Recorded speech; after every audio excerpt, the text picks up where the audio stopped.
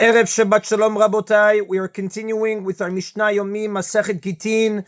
We are up to Perek Vav Mishnah Bet. Today's Mishnayot should be Le'elu Nishmat Neria ben Svetlana Ranbai Veliyahu ben Burcha Israelov Chana ben Miriam Sason ben Raya and Yoshua ben Shifra Menuchatam beGan Eden Amen and Le'avdil ben Chaim Lechaim v'derefua Shelemav Daniel Shalom ben Rosa Betoch Shar Cholei Israel.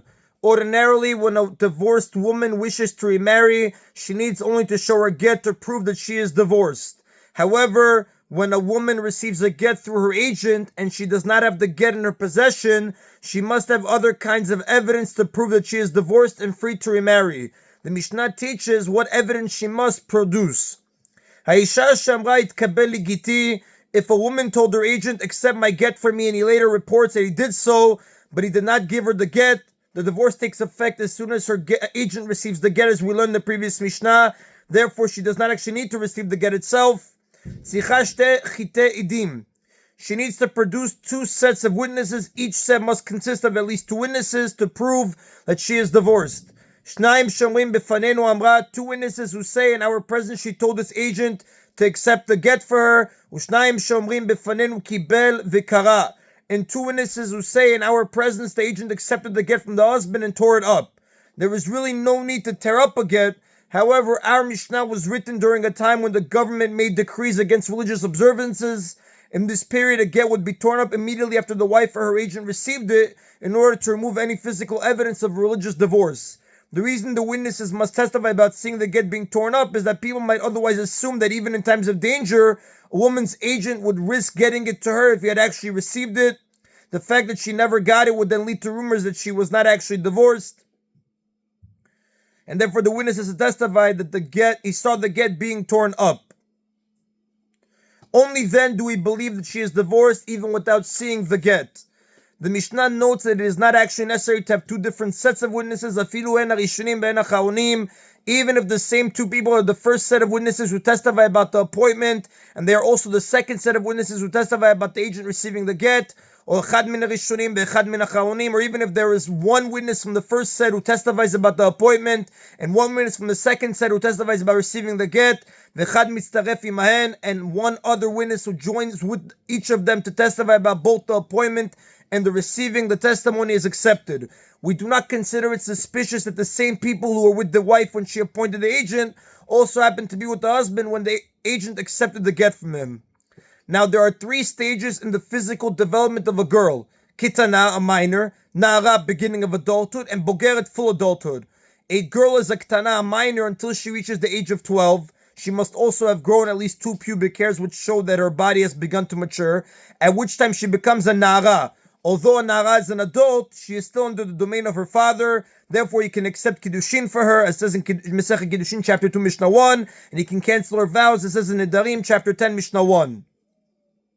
6 months after becoming a Na'ara, the girl becomes a Bogeret and completely independent. Our Mishnah discusses who has the authority to accept a girl's get while she is a Na'ara.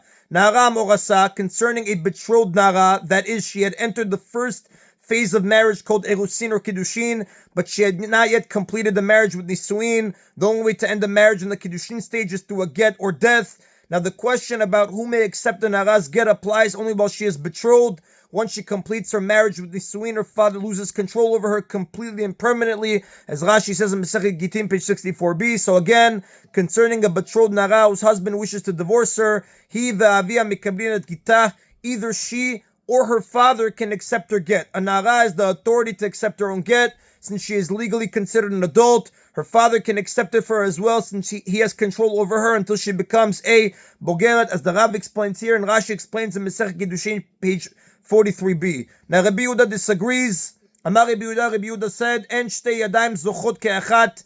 Two hands cannot have the legal power to acquire a woman's get at the same time, meaning there cannot be two legal authorities in control of the same thing. Either her father has legal control over her get, or she does.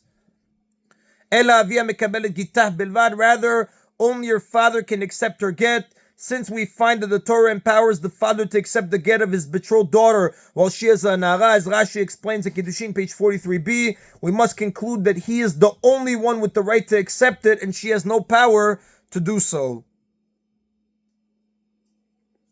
The Mishnah now sets the minimum age at which a minor can be divorced. A girl who is not yet an adult can be given in marriage by her father. This marriage is biblically effective. If the husband does not want to keep her as his wife, he must divorce her with the get.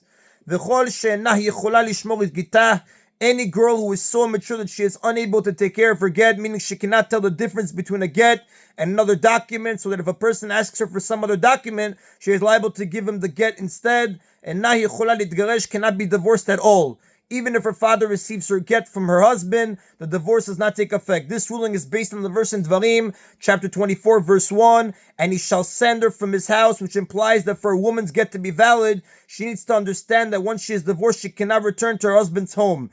If she is too young to understand this, her get is meaningless no matter who accepts it, as the Rav explains based off Yevamot, page 113b. This Mishnah teaches that once a girl develops the maturity needed to take care of her get, she is also mature enough to understand the concept of divorce. And that is Rabotai of today's Mishna Yomi. Actually, no, that is the end of Mishnah Bet. We continue now with Mishnah Gimel. This Mishnah discusses the status of an agent appointed to accept a get by a girl who is not yet an adult. Kitana shemra itkabeli giti. If a minor girl said to someone, accept my get for me from my husband, and he accepted it from him. And no get ad shegia get liada.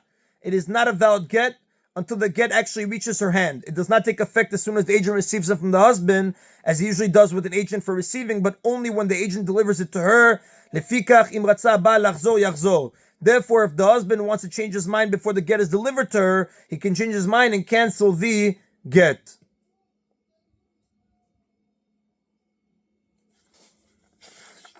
The Mishnah explains why the get does not take effect as soon as her agent accepts it.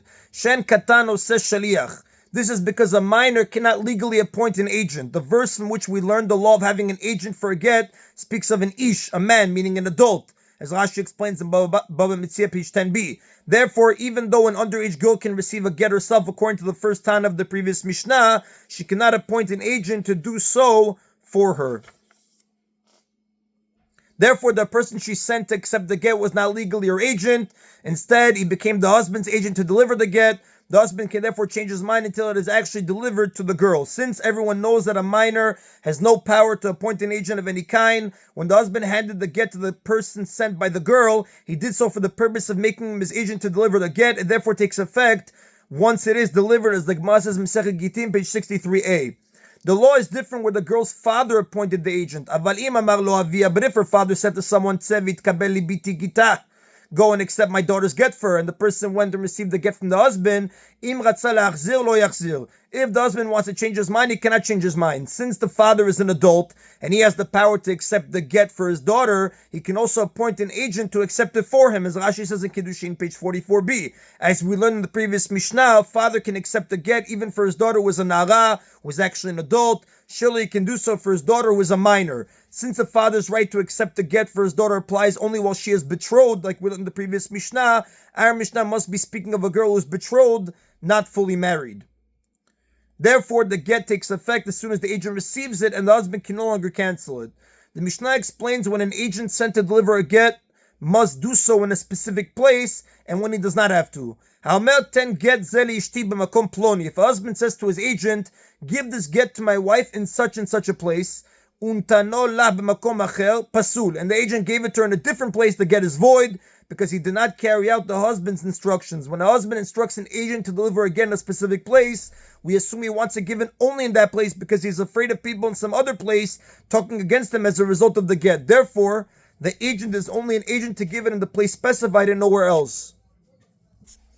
However, if the husband says, give this get to my wife, she is in such and such a place, and the agent gave it to her in a different place, it is valid. In this case, he did not instruct the agent to give it in that place. He merely told him the location so that he would know where to find her. Therefore, we do not assume that he wants it given only in that place.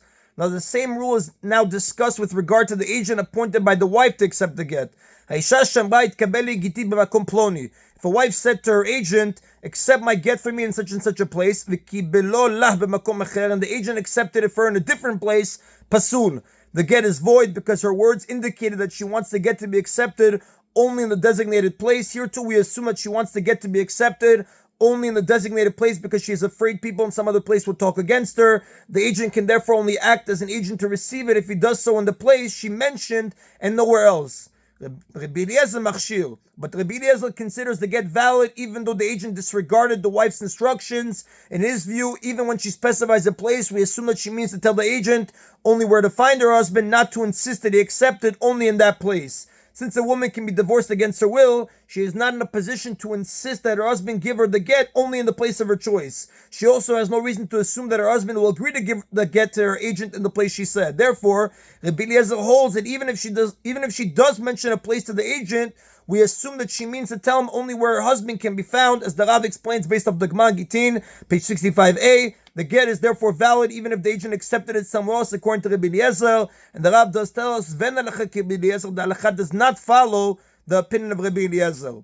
A case where all agree that the get is valid regardless of where it was received. Haveli Gittin makom ploni. If she told someone, bring my get to me from such and such a place without telling him to accept it on her behalf, and that person brought the get to her from a different place, kasher, even the first time agrees that it is valid. Since he is not the wife's agent in this case but the husband's, he may disregard her instructions without voiding the get. In this case, she did not say accept my get, but bring my get. A woman who says this is not making the person or agent to accept the get. Rather, she's instructing him to go to her husband and ask to be appointed as agent to deliver it to her, as the Magen Mishnah writes in the Chut Girushin, chapter 6, halacha 4. And that is the Nabotai of today's Mishna Yomi.